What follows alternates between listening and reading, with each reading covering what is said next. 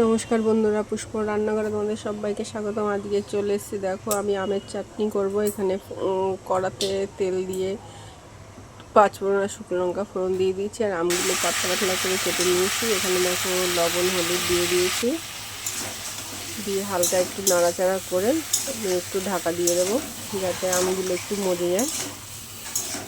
আজকে আমি আর চিনি দিয়ে চাটনিটা করব না, দিয়ে আমি নকুলদানা দিয়ে চাটনি করব। দেখো আমটা একটু সিদ্ধ হয়ে গেছে, আমি নকুলদানাগুলো দিয়ে দিয়েছি। নকুলদানাগুলো দিয়ে একটু নাড়িয়ে চাড়িয়ে নিলাম যাতে নকুলদানাগুলো একটু গলে যায়। কে কে এরকম নকুলদানা দিয়ে চাটনি খাও অবশ্যই কিন্তু বন্ধুরা কমেন্ট করে জানাবে, আর আমার চাটনি রান্নাটা কেমন হয়েছে সেটাও জানাবে বন্ধুরা।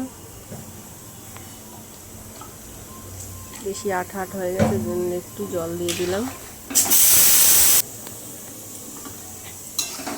চলো দেখো নকুলদানাগুলো সব গলে গেছে, এবার আমি নামিয়ে নেব। তোমাদের যদি ভালো লাগে বন্ধুরা তোমরা লাইক করো, কমেন্ট করো, শেয়ার করো, সাবস্ক্রাইব করো। চলো নামিয়ে নিয়েছি। কেমন হয়েছে রেসিপিটা?